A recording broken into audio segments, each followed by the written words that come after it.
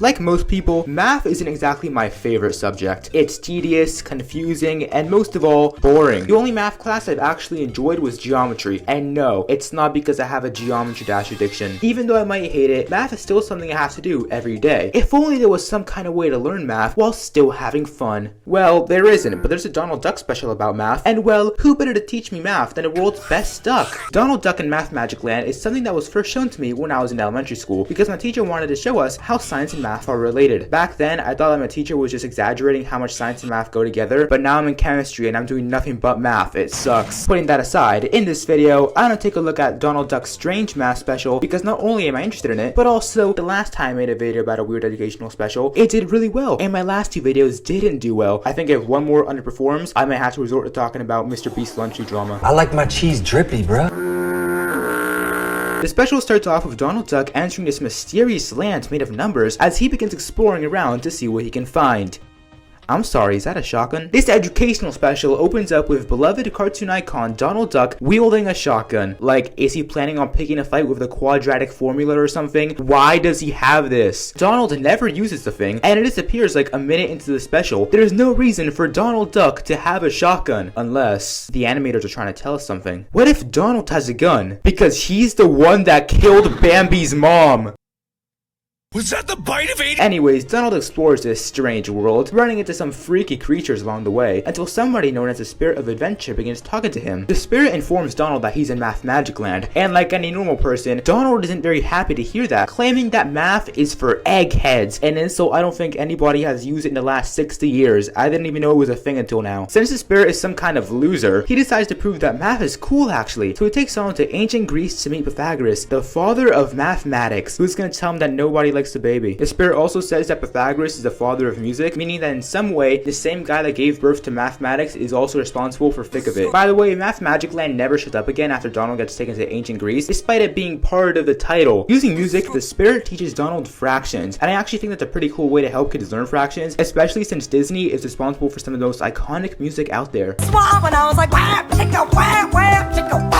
Then Donald learns all about Pythagoras' secret math cult, which I thought was something the special made up because it sounded really weird. Like, was ancient Greece some kind of Fahrenheit 451 George Orwell 1984 society where practicing math was banned? Why did Pythagoras have a secret math cult? Was he trying to gatekeep math? Because they should have stayed gatekept. Then I did some research, and as it turns out, Pythagoras' silly little math club was actually a real thing. You see, according to Discover magazine, Pythagoras' cult was called the Divine Brotherhood of Pythagoras, with his followers being known as Pythagoreans. They were dedicated to science and mystical stuff, and they were all delightful people, so that's pretty cool. They are also said to have tossed him into the sea and left him to die because the Pythagorean theorem was too, as we might say today, disruptive. What? Did this really happen? Was a squared plus b squared equals c squared enough to kill a man back in the day? Also, Pythagoras and his followers didn't eat beans because they thought they had souls in them. Wait, isn't this video about Donald Duck? So Pythagoras and friends begin playing some music, and Donald looks for something of a beat, so he can join them. He begins playing the bongo and ends up impressing Pythagoras like the cool kid he is. Then we get a random live action segment of an orchestra, but it's unfortunately not the same one that played the FNAF song. I think the orchestra's music is good, but like, why is it here? Why is there a random live action segment in here? I mean, I kind of get it. I don't want to animate an orchestra playing sick tunes either, but it's just so out of place. Actually, this would have been out of place even if it was animated. The story just kind of stops to show us this, and it's not like it's telling us new information. It's already been explained and demonstrated that math makes music. Why does this orchestra need to be here? To show good music, I guess. I don't know. My doctor threw me out. Called me somewhat maladjusted. My goodness. Anyways, Pythagoras and his gang disappear, and as this happens, Pythagoras makes Donald a member of the cult. Does this mean that Donald Duck ends up helping the rest of the society kill him? I mean, Donald started the special carrying a shotgun. Murder clearly isn't off the table. The spirit gives another stupid math lecture like the nerd he is, and this one's about how pentagrams have golden rectangles, which are like rectangles, but golden. He says that these rectangles can reproduce themselves indefinitely while still keeping their proportions, and he shows some examples of golden rectangles in the real life. Then a lady shows up, and Donald Duck immediately tries to riz her up, as the kids say nowadays. I wish I didn't though. At least I think that's what he's doing, since this duck has a history of trying to get with humans, but I genuinely have no idea what he's saying. I got What? There's actually one or two examples of Donald being incomprehensible, and I get that his voice is meant to be slightly hard to understand, but it's still meant to be understandable. This isn't. Donald sees a rectangle and tries to become mathematically correct, eventually managing to cram himself into a pentagon. So the spirit begins talking about all the things that can fit into one. Then the spirit says that math isn't everything, which couldn't be more true. I can't escape this thing no matter how hard I try. Now here's where things get interesting, as the spirit says that math can be found in games too. When I heard this, I was ecstatic. I couldn't wait for the spirit to talk about all the cool games math can be found in, like Minecraft and Geometry Dash and Prodigy Math Game. Chess. He talks about chess.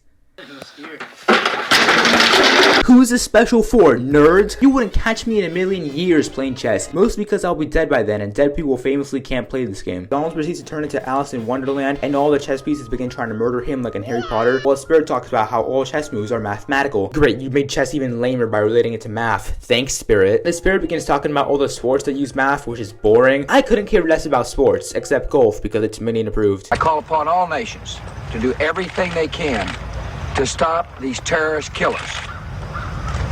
Thank you. Now watch this drive. Then the spirit whips out a pool table, asking Donald if he knows what the game is, and he responds, of course. Donald responding of course instead of yes means that Donald probably plays a lot of pool. According to Young Sheldon and Hamilton Billiards, pool tables are commonly found in bars and pubs, implying that DonaldDuck frequents those places. This special implies that DonaldDuck drinks beer and shoot things. He really is a true American. The spirit yaps more about math and pool tables. I wasn't really paying attention because it was boring, which can be said about a majority of this special, to be honest. The spirit decides to go into Donald's mind, but the place is a mess, so he cleans it. You know, Donald isn't really angry throughout this special like he usually is, so what if the spirit cleaning his mind altered his brain chemistry, turning him into the short-tempered duck we know today? Also, before Donald's mind gets cleaned, there's a picture of Daisy on the wall, but once it gets cleaned, the picture and the wall are gone. How could there be such an egregious animation error in DonaldDuck and Math Magic Land? Boy, I really hope somebody got fired for that blunder. Spirit tells Donald to make a perfect circle, put a triangle in it, and make a spin to make a sphere, turning it into a magnifying glass to showcase how lens is a section of a sphere. Then the Spirit talks about how the mind is the birthplace for scientific achievements, and he talks about how mathematical thinking opens the door to science. I assume this is what my teacher was talking about when they said that this special shows how math and science are related, since that idea hasn't been brought up until now. But the funny part is, I don't even think we got to this point of the special. Then the Spirit quotes some guy called Galileo, never heard of him, and the special draws to a close. The end. In conclusion, DonaldDuck in Math Magic Land was pretty boring, and I didn't like it very much. I mean, maybe back in the 50s when this was made, this was considered entertaining education, but we're not in the ancient times anymore. We live in a post-mathematic society. DonaldDuck doesn't stand a chance. The special is pretty much just 24 minutes of the spirit yapping about shapes and occasionally fractions, and it's just boring. You'd think that Donald would help make the special more entertaining, but no, he's barely in the thing. Donald is just kind of in the background, occasionally saying or doing something when the spirit is done talking. Honestly, the spirit is more of a main character than Donald is. Also, despite being called Math Magic Land, the special mostly just talks about shapes, except that one time when it talks about fractions. A more accurate title for this would have been DonaldDuck in Geometry Land. That's pretty much all I have to say about this. There's really not a whole lot to talk about here, so if you'll excuse me, I've got to go make sure I never do any kind of math again. Bye, I guess.